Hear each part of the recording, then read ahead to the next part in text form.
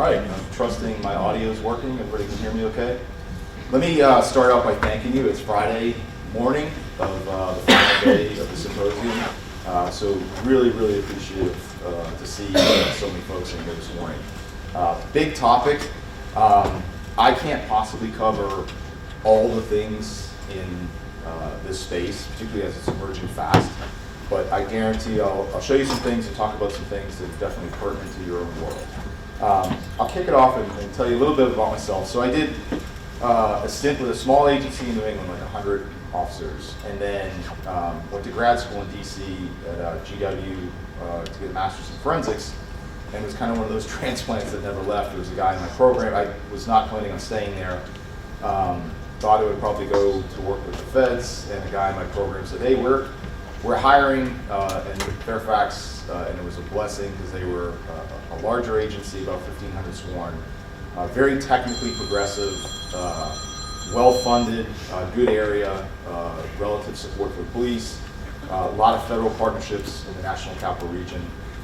So I went to work there, and in full disclosure, I was in our academy getting ready to graduate September 17th when I went down to Quantico for kind of my final phases of that process, and they had suggested like I could go to training starting October 30th, and this is in the old days of training, where I had just gone through 5 months and 2 weeks of sit down, stand up, now you can eat lunch and all that. I was like, man, I don't have another 5 months of this in me.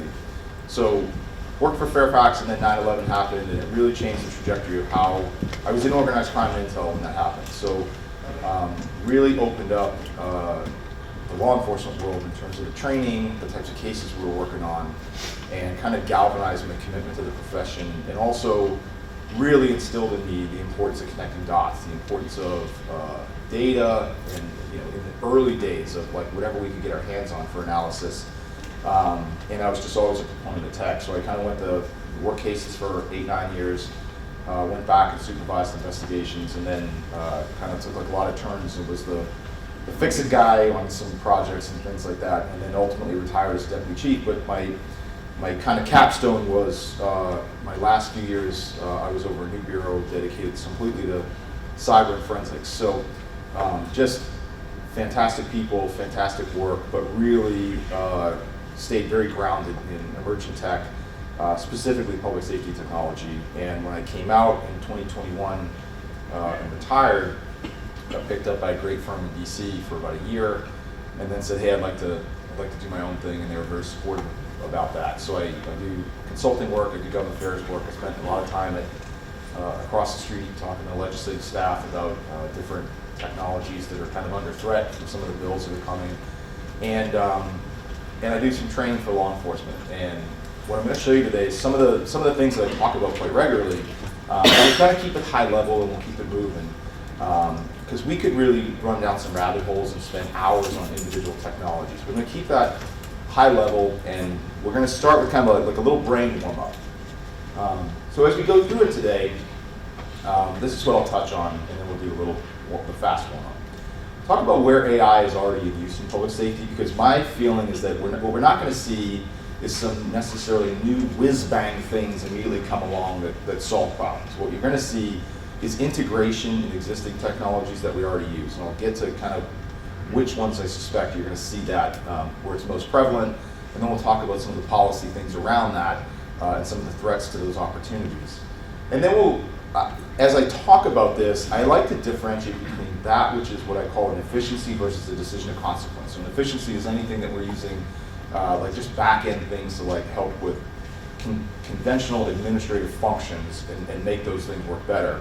Decisions of consequence are tools that we use that might result in somebody either being arrested or search warrant being executed or something of that nature. And then I will show you one of my clients is state government. Everyone talks about mitigating bias in AI systems, but what they really don't get into is the nuts and bolts of how that can be done.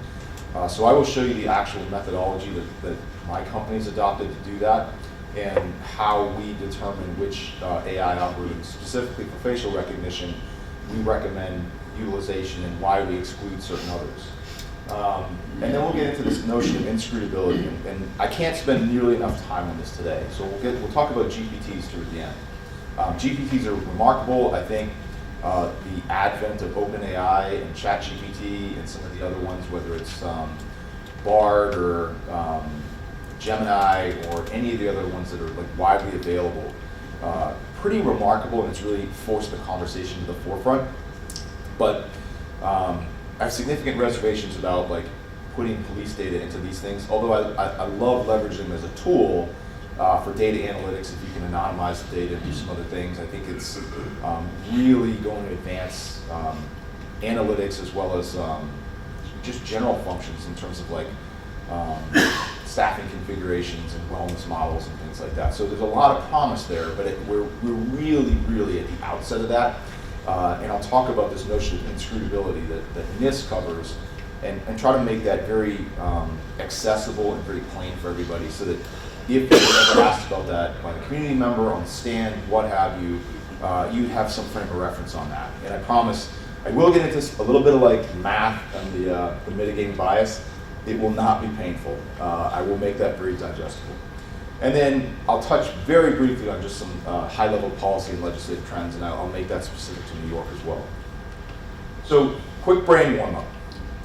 So I'll show you some images and some videos, and I'll ask you to say if it's real, as in it's an authentic image, or not authentic in that it's completely AI rendered, or it could be a real image rendered video. So let's just start. All right, what do we think? Real or altered? Real, altered, or completely AI rendered? AI rendered. What are the tells? Here.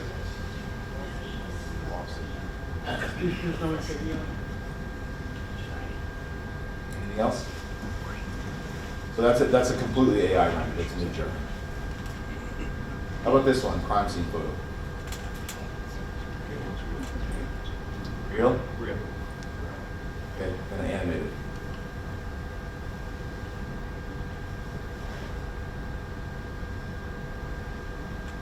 And seconds. All right. Image, real, or rendered? Most people said real. Fake. How about the video? So the consensus, general consensus, is kind of image real, video fake. So in this one, I actually did. There was another Midjourney user completely manufactured that image, and I pulled it off. There were a couple tells in the video, but they're hard to pick up sitting in an audience like this if you're looking at your own screen. Police on the side of the car is spelled wrong. It's spelled with 2 L's. And the people in the periphery are not animated at all. But it's pretty good because the tape's blowing, the tree leaves are blowing. There's a couple of little tells, like the AI confuses the crime scene tape, and it looked like debris in the roadway, but now you can kind of see this like phantom string along there. But the point in that one is kind of, it really is harder and harder to discern. And this is like free software, drag and drop, fast prompt, and you have that video. And it looks pretty close. This one, that's my old agency. Real image, what do we think? Fake image? Real, okay. Press conference.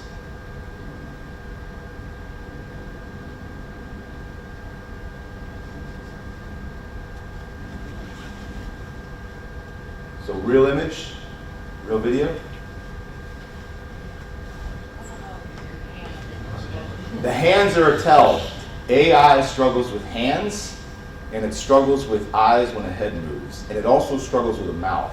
Mouth movements are kind of weird, especially if it's on an angle. So this one, that's the actual image. This is yours truly giving a press conference in March of 2020. So that's a real image. I went back to the department's public affairs page and pulled that off of an old Facebook post. So it's a screen grab from their Facebook, and that's a real press conference that I did. The problem is, that's not me. So again, all I did was drag and drop the real image into runway Alpha Gen 3, and it produced that. So what this means for us, that's the close-up, that's definitely a real image. So we now have, and I'm not going to be an alarmist, but from a digital authentication standpoint, we have issues that we didn't have 18 months ago.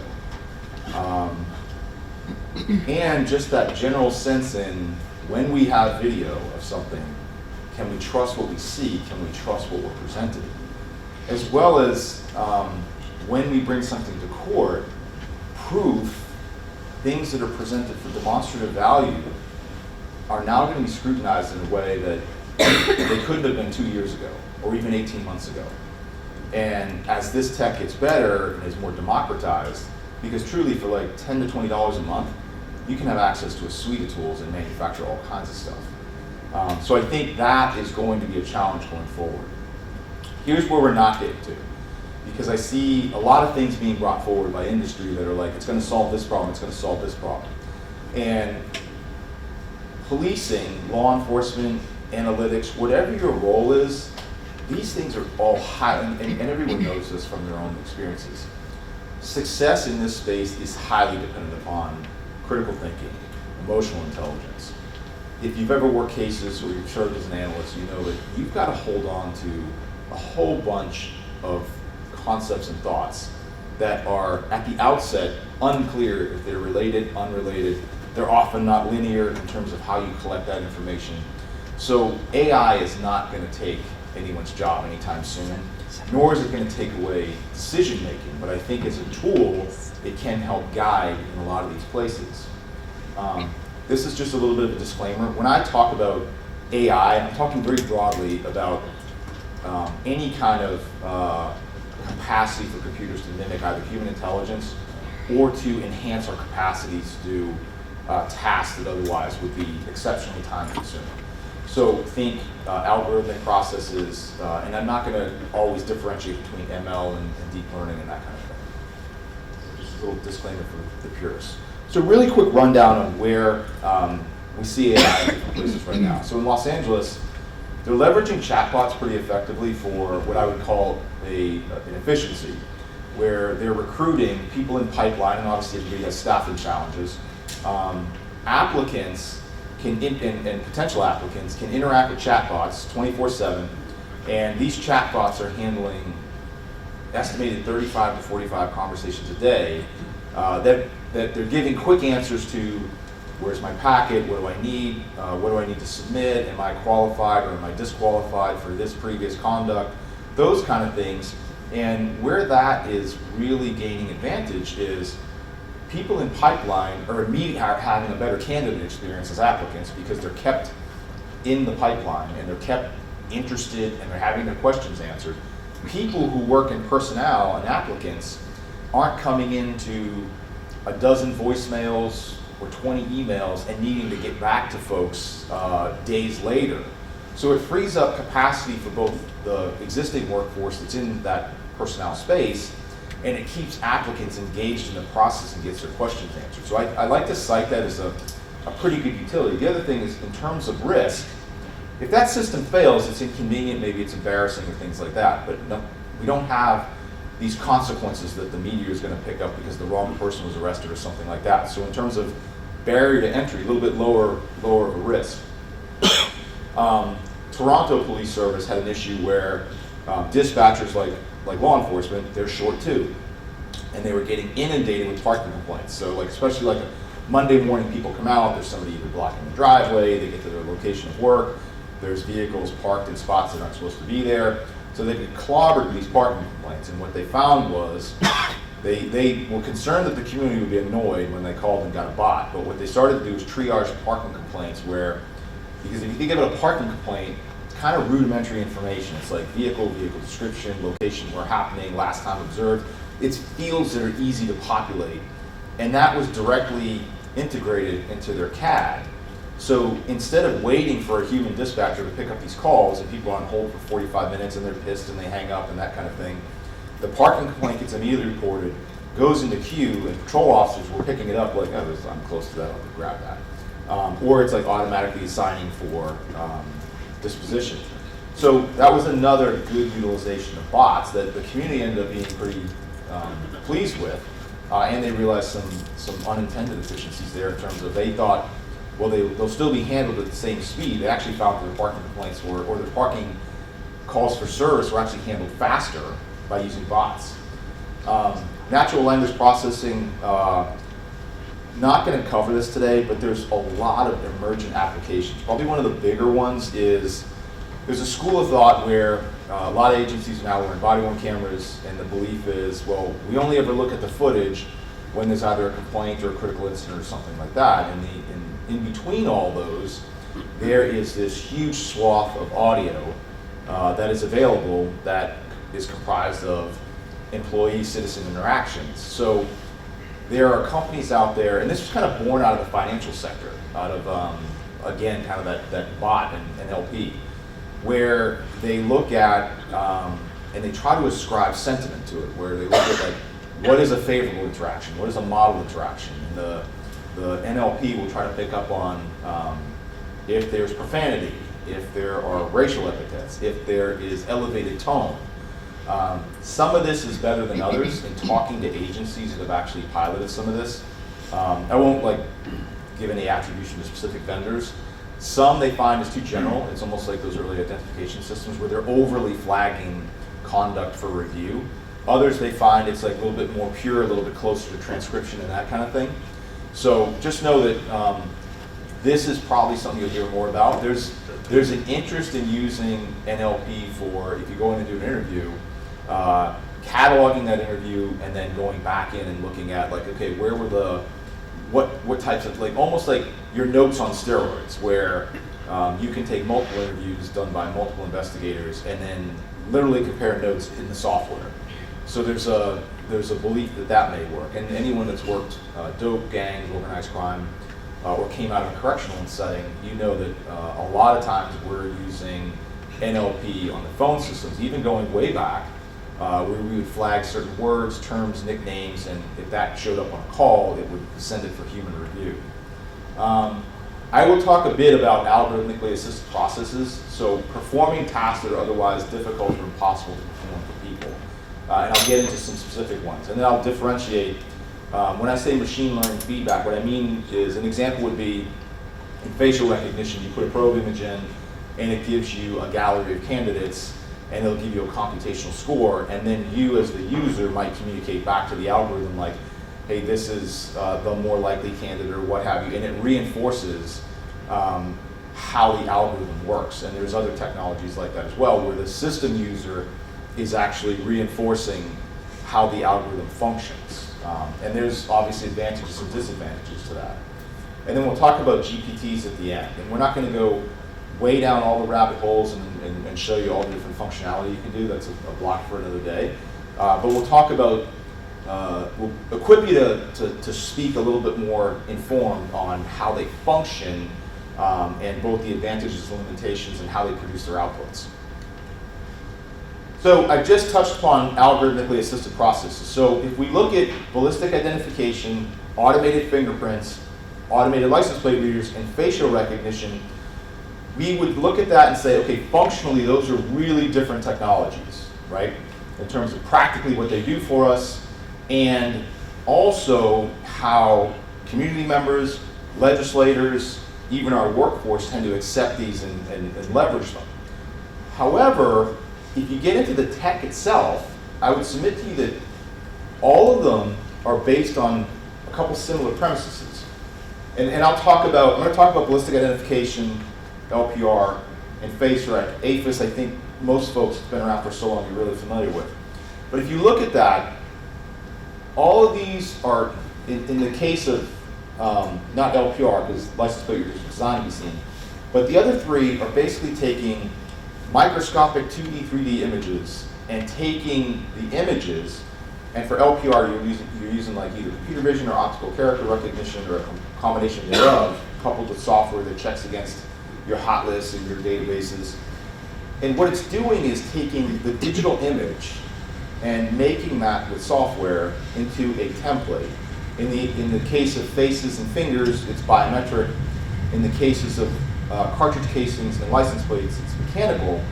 And then it's checking that math template against a repository of known, so the unknown exemplar against known ones in the repository, and then it's giving you the image that that template corresponds with. Does that make sense?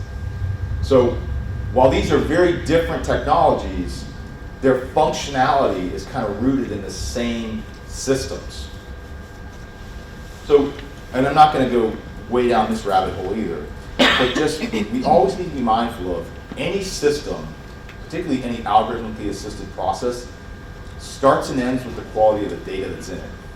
There is a ton of data out there, but we need to be mindful of the fact that it's not all structured in such a way that it really adds value. In fact, if we ingest the wrong stuff into our systems, it can actually taint our data pools and affect the validity of those systems. And some of you are going to know this really well, but in terms of how you access data, and this is where AI is going to help us in two places. One is it's going to enhance that imaging process. It's also going to enhance, as these algorithms get better, our capacity to search across data sets, and it's going to help facilitate this process. So as an example, if you've ever run something through Endlets and you run an out-of-state query on a license plate or something like that, what it's doing is it's hitting an external database, and it is not directly hitting it though. It's going through a provider like Endlets, and through that ORI number, that originating number, it's validating the request. And then it's hitting the other DMV's database, searching theirs, and this all happens fast enough that, that we get our returns pretty quick, usually. Where AI is going to help us is, and the challenge on this is I just showed you like ballistic identification, fingerprints. When you do a search through like mobile APHIS, or if you've used NIBIN or something like that, the broader your search parameters, the longer the return takes. And what AI is going to do is make that unseen process more efficient and therefore faster and give you better returns on it. And we'll talk about the NIST data as it relates to face rec, because that serves as a good example of that. But again, very different tech, but this premise kind of holds through in terms of how data sharing networks will function. So LPR, I think, this is kind of one of those technologies that now it's been around for a long time, everybody understands it, but the next iteration of this, we don't see it in the US, is more a computer vision model. So anybody that remembers the old days of LPR, it was like a box that was bigger than this, really heavy, had magnets on the back of it, would scratch up the trunk, and you had to like position it just right to get it to work. Now you have less and less hardware, where you have, essentially the LPR is now less of a camera and more software, where through computer vision, and I have like some video I won't show today, but it's, when you look overseas, it's how some of this functions. Every vehicle coming into the frame is rapidly being identified as like sedan, bus, motorcycle, tag, with a computational rating of how certain it is, the color of the vehicle. So, and then we get into those ethical and policy questions of like, well, what should we be cataloging? You know, there's like legislators, I can tell you, in the past couple of years doing government affairs work, they have a significant aversion to cataloging bumper stickers. And the reason they don't like that is because those are expressed views that are like political or religious and things like that, or affiliations. So look for those conversations to continue to take place as the tech gets better. But I'm aware of a case, I believe it was Georgia, where vehicles involved in a homicide or an aggravated assault, and it had like this spot of Bondo on the back of it, where they had bodywork that hadn't been painted. And they actually tracked the vehicle down off of that unfinished bodywork. So this section is going to get a lot better, but you do have challenges, and particularly here in New York, I feel like each year that I've been in the government affairs space, there has been at least some threat in LPR where they want heightened regulation or restriction in terms of use. So as the tech gets better, those conversations are going to become probably a bit more high stakes.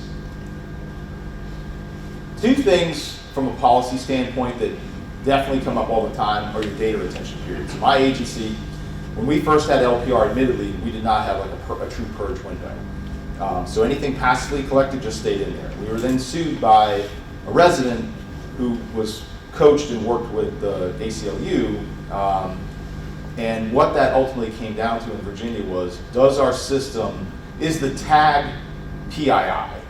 And ultimately, after multiple appeals back and forth, we still used LPR like under injunction for like a year and a half, 2 years of this back and forth. It was finally decided in December of 20.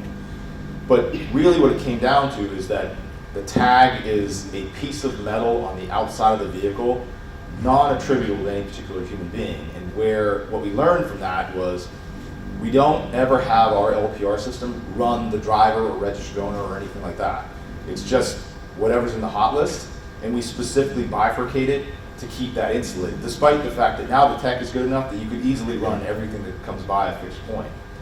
The other thing is commercial data, and I had this conversation yesterday while I was in town, is I think there's a push like, well, we only want law enforcement to build their own databases and things like that. And my pushback on that is like, hey, in a perfect world, that's how we do it. Except we have a limited number of vehicles out there that only travel our own jurisdiction, and there's all this commercially available data that is collected on tow trucks and pizza delivery cars and things like that. And when that stolen vehicle leaves our area of responsibility, or that burglary series that hits our area of responsibility and then goes up and down the East Coast to Jersey, Maryland, Virginia, North Carolina, we lose all of that valuable information that we otherwise can't get through commercial vendors. So again, that tends to come up in policy discussions, a little bit of a complicated issue, although as users, from a practical standpoint, it's kind of like a no-brainer. We want that data. But when you start to get into the weeds of policy, that tends to be a threat. A couple of legal distinctions I'll leave you with. So we just had a case in Virginia, and my email completely blew up. There was a circuit judge in Norfolk, Virginia, and she ruled that LPR data, they needed a search warrant to get it. And I settled everybody down. I was like, hey, this is not even binding outside her courtroom in the same hallway. Like, this is one judge's ruling. This is not Supreme Court precedent. But I've seen this a couple of times, and candidly, my own opinion is that's kind of an activist ruling. And frequently, they'll talk about LPR with Carpenter.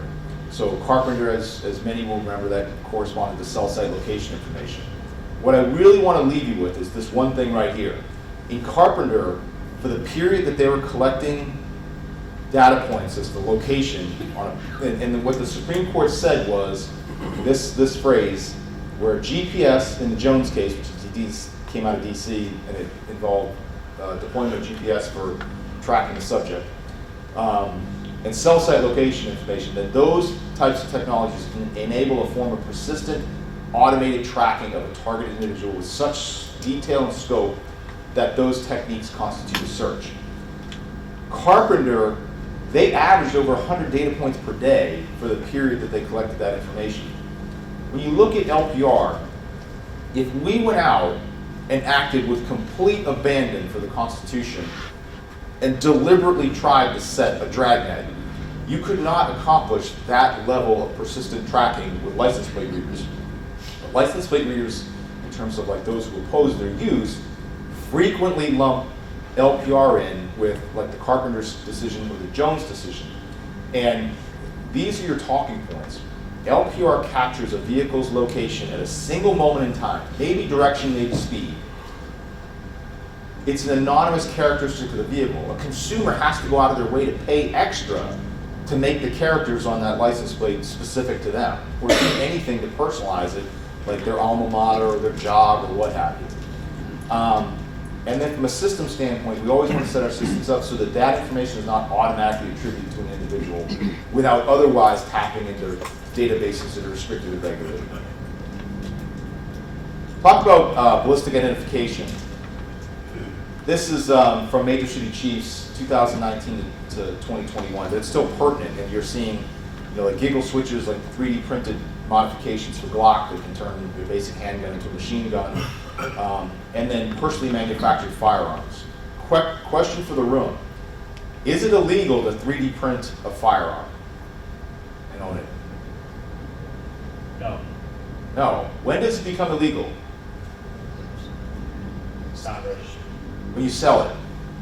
You can't sell it But you can go online and print the polymer pieces, plastic pieces of a firearm, and use, and I may have to check this for New York because you guys are tight on a lot of things. But in most places, you can 3D print a firearm, and if you're not selling it or otherwise using it in a crime, you can possess it. Where this becomes a challenge for us is, you can't check like the ATF database because it's never been registered, it's never existed from a numeric standpoint, there's nothing to look at. However, we can use ballistic identification. So, and I know many of you know this, but really quickly, I talked about those 2D, 3D images. So when a semi-auto fires and that trigger is pressed and in a millisecond the action takes place, the firing pin hits the primer, which ignites the powder, which causes the cartridge casing, the percussion of that explosive force pushes the bullet through the barrel, bullet goes downrange. The slide cycles and the ejector extracts the cartridge casing. Those three things that occur are firing pin hits the primer, ejector touches the back of the cartridge casing to expel it from the slide, and the face of the breech block is impacted from the concussion of the explosion in the powder. It leaves a mark that is distinct to that firearm on it. Now, if you were savvy, you could switch out the barrel, you could switch out elements of the action, and it would change the signature. But otherwise, these markings, and I'll show you like some close-ups of them. And these are the markings here, but I'll show you a more pronounced image, are just like a fingerprint. They're unique to that firearm.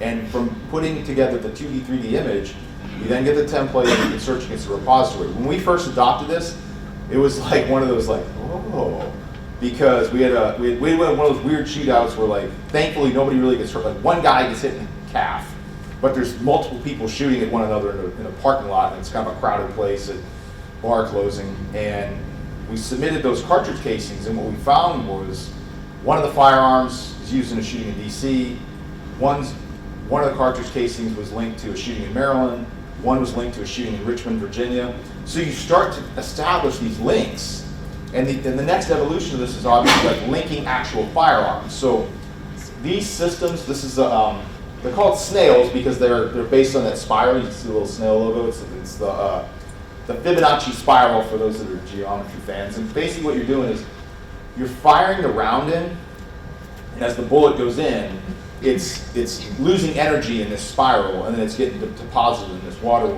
It's a water repository at the bottom. But it allows you to collect a pristine cartridge case from that firearm. So you're essentially manufacturing a cartridge casing attributed to a firearm that you can then put into the system. This is what the system actually looks like. IBIS Tracks they're like the sole source on it. If you are involved in this or you first procure it, DOJ mandates, I think it's AT&T does the line, I can't remember. But when we adopted it, we had a lot of success with it. And in terms of the AI space, much like these other algorithmically assisted processes, going to give us more reach. It's going to give us more opportunities to enhance the 2D, 3D images that we then put into the system. And this is like an actual return that you would get. This is the comparative. Like you can see these little depressions and dimples from the firing pin and the extractor. So we'll kind of move on from that. So face rec. When I was in my old seat, I oversaw the National Capital Region's facial recognition identification lead system, which was a very interesting system because while it lived in our agency, it was actually a Virginia, Maryland, DC system, and we served local, state, and federal partners. Had a lot of success cases, had no misidents, got drawn into like some high-profile incidents. The system was used during the Lafayette Square protests and a violent assault on 2 different police officers. Drew a lot of heat for that. Face rec in general is very contentious. There's a lot of issues around personhood, around effectiveness, around bias, and I'll talk about that at greater length. What's important to know is that not all programs and systems are the same. Not all the algorithms are the same. There are more than 500, and this just published a new report again yesterday, and there's more than 500 algorithms that are submitted for analysis. And they are not nearly the same. And not all users have the same knowledge and training. When we talk about systems, you have the algorithm, you have the software. You have the image repository that's checking again. And this also has a lot of connotation in terms of privacy, ethics, sentiment, and feeling around it. When I was meeting with legislators 2 years ago, they were fine with, in many places, they were fine with us using mugshots. They were not fine with us using publicly scraped images. Now there are instances where, in child exploitation cases, in travelers and transients and things like that, where publicly scraped might be a better option. So it's not for me to tell you like, hey, do this, don't do this. There are feelings around drivers. Like in our system, we only use mugshots because I felt like in the National Capital Region, those multiple diverse communities that are all politically different, that are all socially different, I felt like that was a safe place for us to pilot the technology. And I didn't want to fight those battles of like, a lot of people are like, oh, you should put DMV images up. But, I looked at it like people as a condition of obtaining a driver's license haven't said, I want to opt into your facial recognition system. So we kept it to mugshots. And we had strict, tight parameters around it. We also, as the NYPD does, we treated it as a lead only. It was a first step. We did not regard it as reasonable suspicion, probable cause, or any means to go and intrude on anybody. We looked at it like a starting point. And we had mandated investigative steps. Like if you got a return and it was criminal, you were to run that person to see if they were incarcerated at the time of the offense. We actually exonerated people in a couple instances by doing some of these investigative steps. And then there's some other things related to like, to what extent are you going to alter a probe image? To what extent are you going to clean up noise on the image and that kind of thing? So, again, this was like on the bottom of our report that we sent back to folks. Again, I just mentioned the gang violence exoneration. We had another one, and again, I highlight these because not all of the use cases are necessarily criminal. We had an individual who had served. He did a post in a veterans group where he said, basically the verbiage was, most days I'm looking down the barrel of a 45, I can't carry on. And we gave that to an analyst. She ultimately worked it up. We found the guy building decks and connected him with some essential services. And I always highlight those kind of cases because not every public safety mission is a criminal investigation. Sometimes we're just connecting people we don't know to either services or missing persons and things like that, and resolving those cases through technology. Generally, digital evidence is everywhere, and that has impacted digital forensics. And in the AI space, so I work with both vendors and I work with agencies. I'm running the Major Chiefs Digital Evidence Working Group right now, and we're getting ready to brief out in Boston next month, and we're going to provide a report to all the chiefs of the largest agencies in North America. But in talking to both users and also folks in industry, digital comparison is getting a lot better. And yesterday when I was meeting with legislative staff, I brought this up because there's a biometric bill here that actually threatens that, where when you think about like some of the software like NCMEC uses and others use to identify victims, or when you have these prolific child sex abuse material cases where you've got like literally 10,000 images, and you need to look at triaging, like what victims do you have in common, what bad actors are in there. We really, for the sake and health of our digital forensics examiners, the more we can automate with technology, the better, because we don't want to have humans have to go through all that. It is significant psychological wear and tear to have to view images like that, or to throw up your hands and say, hey, we're just not going to look at them all, we'll pick 10 cases and we'll go forward with those ones that we can identify victims. Timeline analysis is another one. In talking to analysts, the general consensus is there was a time when, if you've been in that game long enough, you struggled to get at data, you struggled to get at information. Now the problem is the deluge of stuff, like sifting through the white noise, making sense of what's available. Some of the back office workflows, just case management. Where in queue is something? Who's working on it? How far along is it? Triaging evidence, like looking at, and then in talking to folks that are doing this, they're using some ML for this. What they're saying is it's not good enough for individual pieces of evidence and artifacts, but it seems to be pointing them to the right folders as to where to look for their evidence. So that's true feedback from the field that I'm kind of consistently hearing. And then de-aging software. So we have undercovers that are doing ICAC type cases and child exploitation cases that are creating images of themselves as younger versions, or interacting online in a video chat, posing as a minor, but it's a minor version of himself. It really brings up kind of a new terrain in terms of these types of investigations, but that is being done now.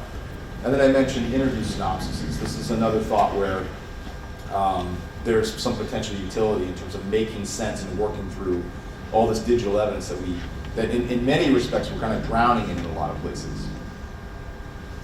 All right, look at that photo of this bride-to-be looking at herself in the mirror. You see it? There's an anomaly there. The hands, right? She's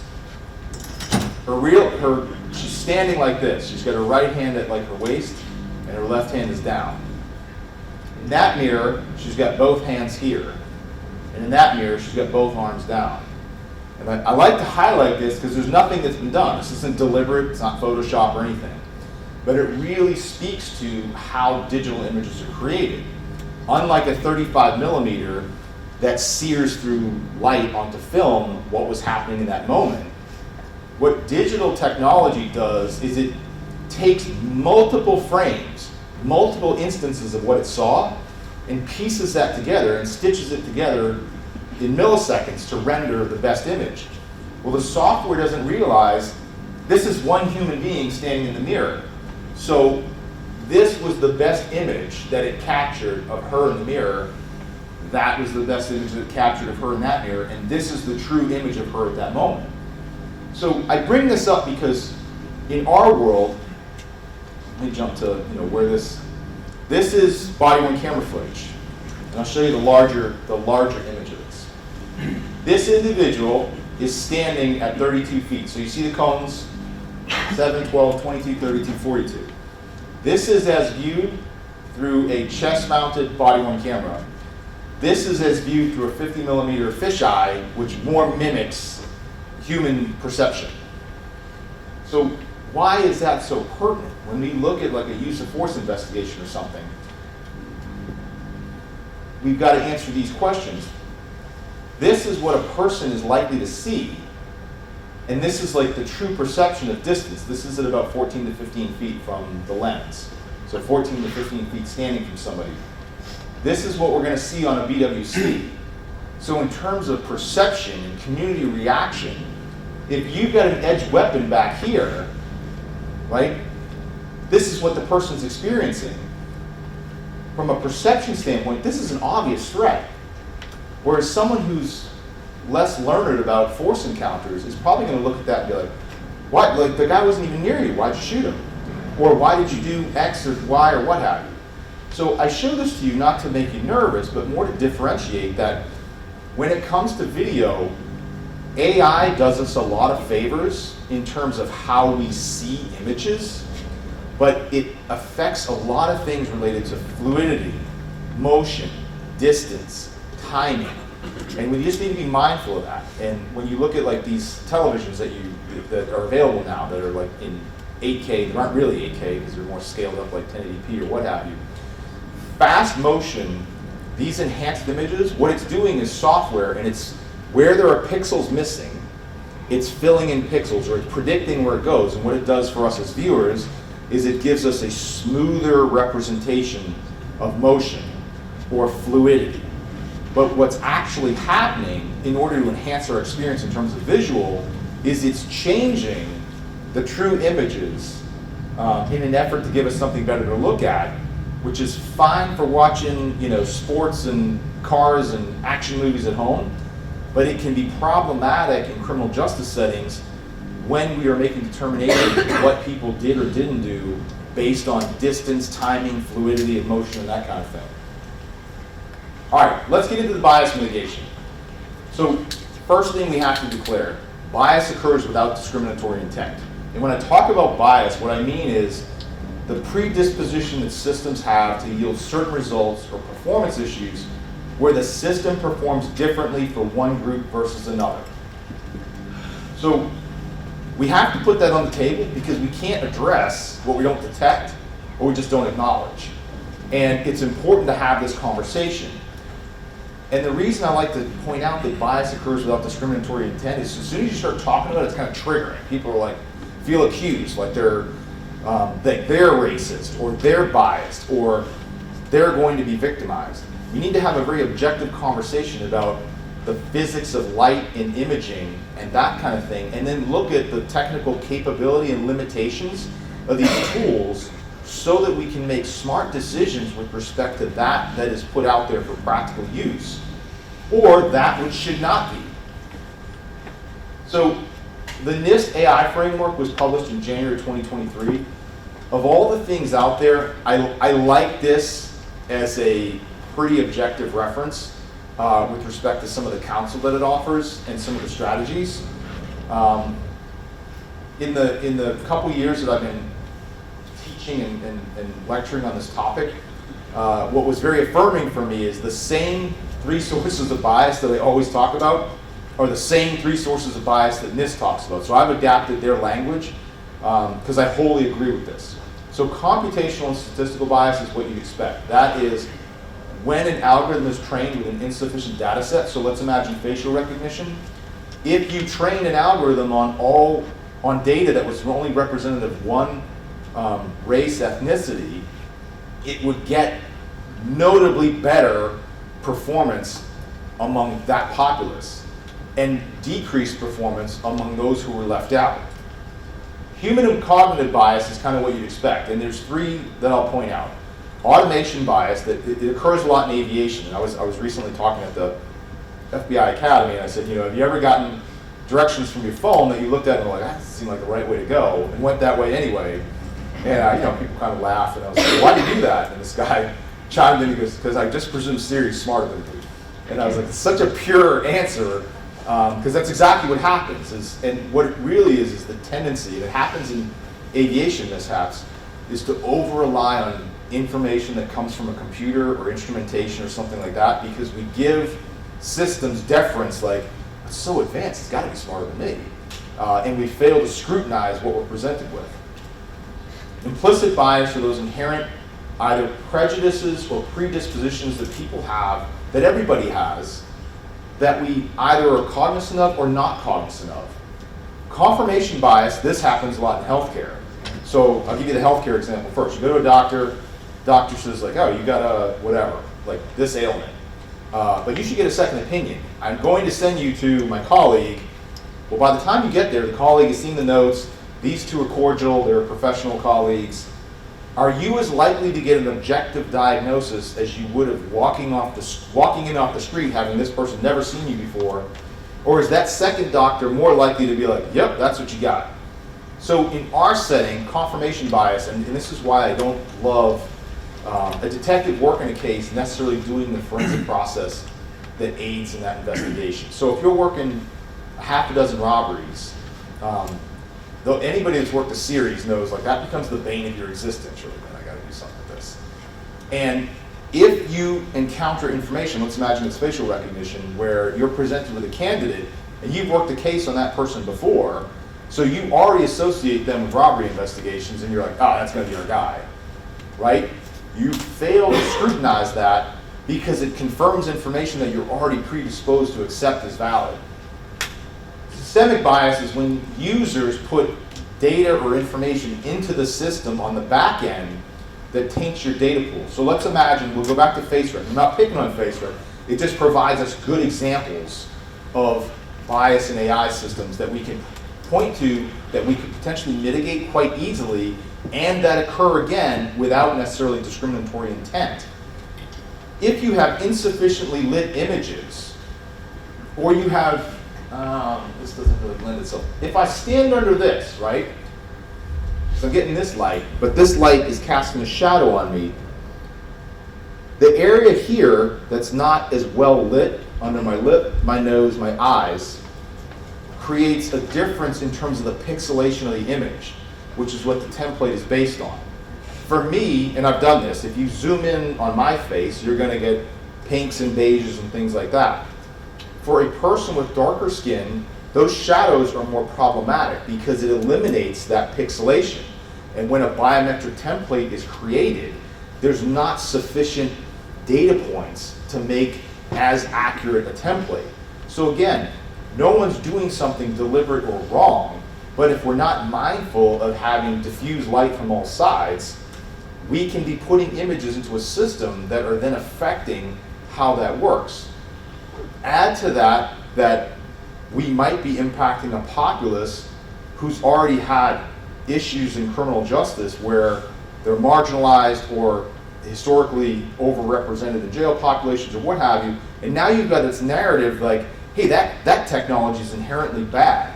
So these are things that we could mitigate on the front end as if we're aware of them to ensure that that sort of thing doesn't happen. So when I talk about algorithms, I start with demographic performance variation. I'll show you exactly how I do this. Then I look at accuracy of the algorithm. Then I look at use case, because there's a whole bunch of algorithms that are submitted from like academia, fintech, researchers. They're not meant to be used in criminal justice. They might be a really good algorithm, just not what they were designed for. Then I look at the conduct and culture of some of the companies that provide them. Department of Commerce publishes an entity list. I'll start with that, and then I'll just basically do OSINT work. And what you see sometimes are there's some really strong algorithms from outside the US, but those companies have been linked to oppressive regimes that actually use their tech for oppressive purposes. And obviously we don't want to invite that into our sphere and have the baggage and the problems that go with that, or be in business with people who are unethical and immoral. And then cyber and data privacy concerns, I'll just walk you through that briefly. So demographic performance. So I rely on false positives. And the reason I rely on false positives is a false negative is when the algorithm misses a candidate that's in there.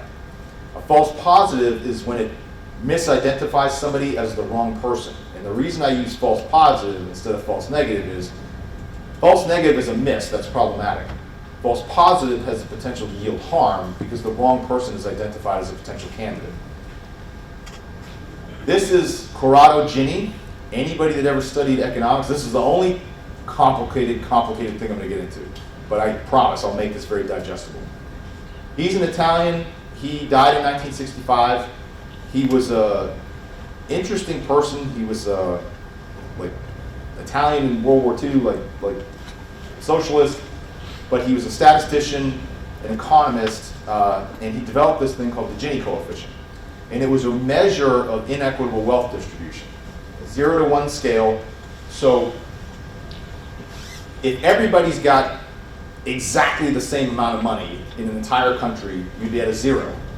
If you have total disparity, you'd be at a 1. What NIST has done is adopted this mathematical measurement in terms of algorithms, and it specifically looks at how good does an algorithm do with whatever population it does the best with. And when I say population, the NIST data is divided into, NIST does not discuss algorithmic performance in terms of race or ethnicity. It pulls data based on geographic region that it comes from.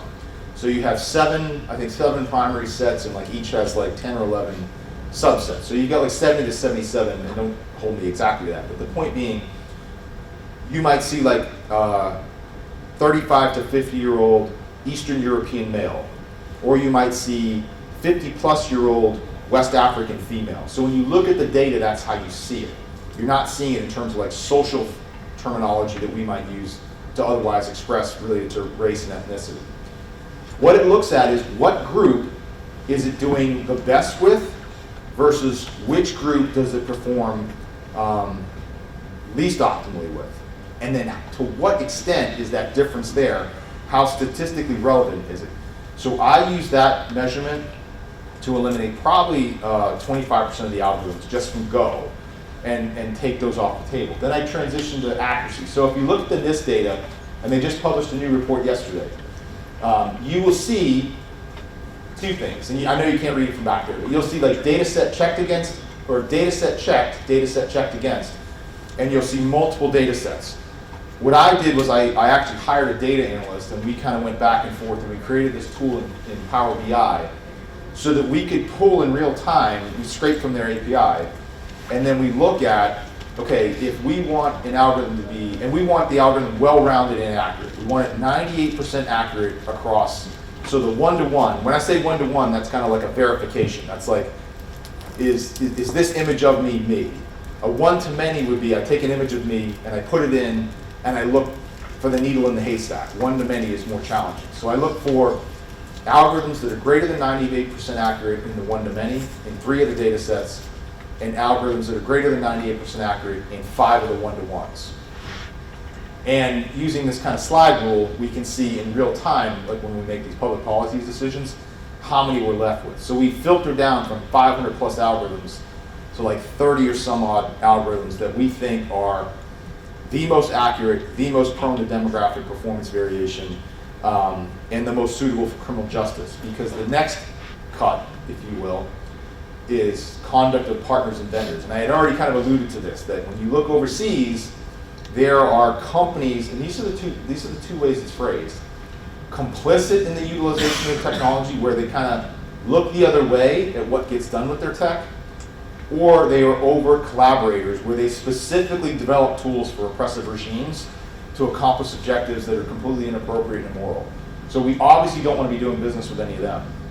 Additionally, using language in other places and then citing like Office of Director of National Intelligence, CISA, companies that are domiciled in certain countries, I eliminate automatically because we have adversarial relations with them.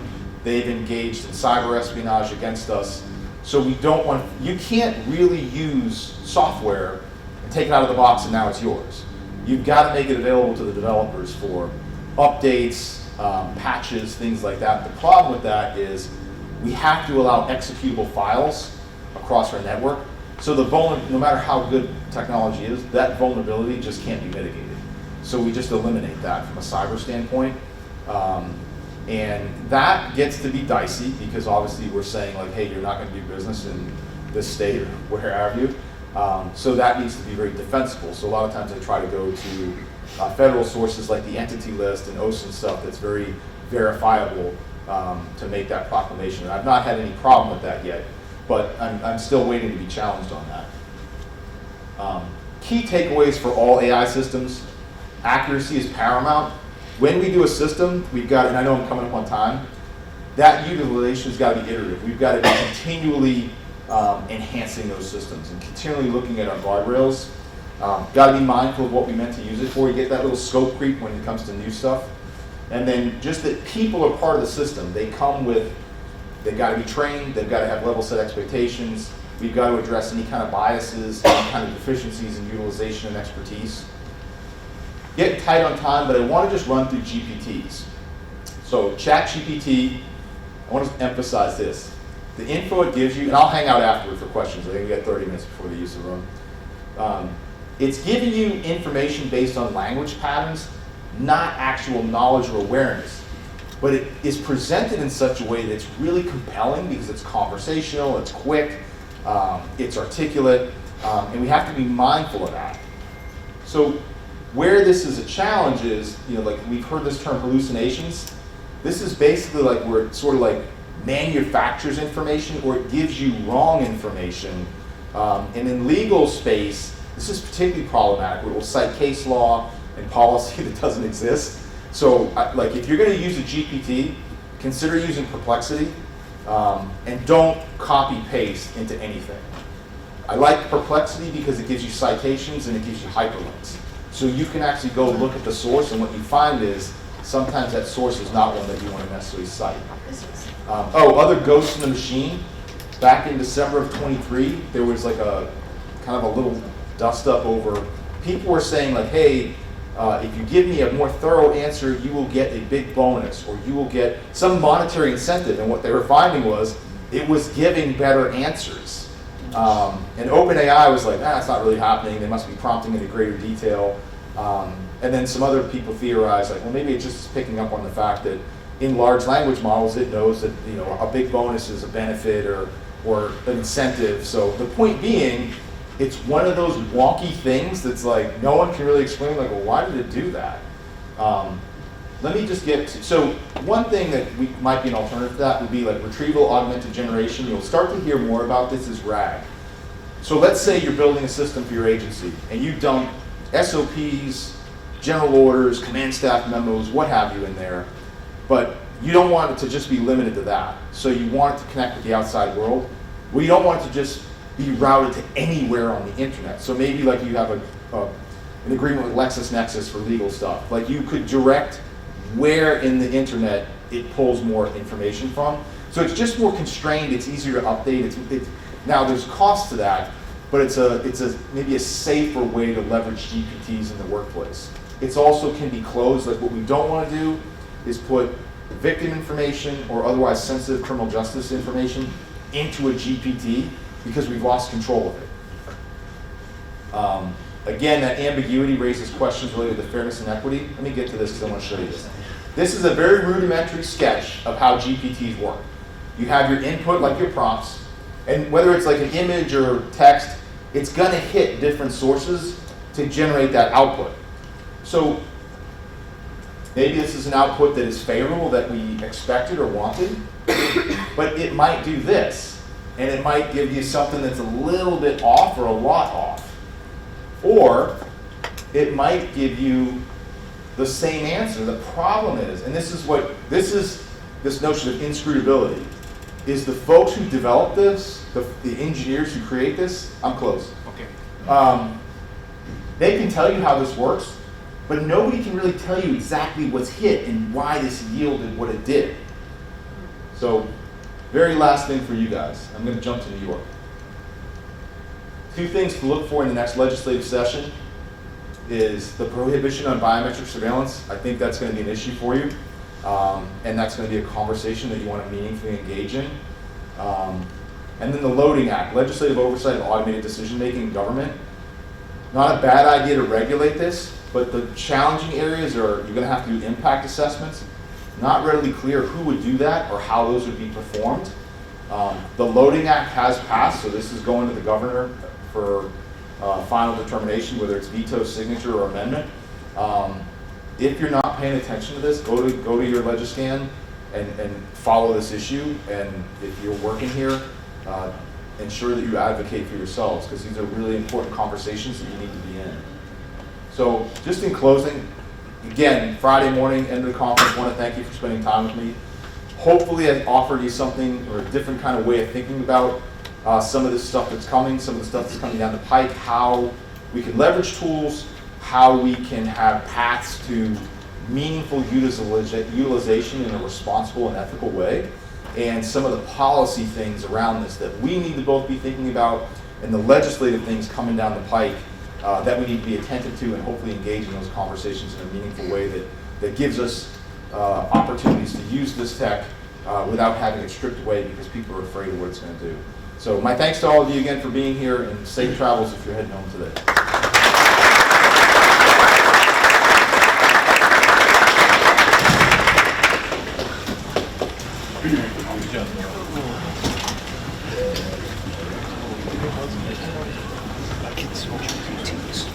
Yeah, that's all you need to know. It's GPTs. You got to spend hours with it to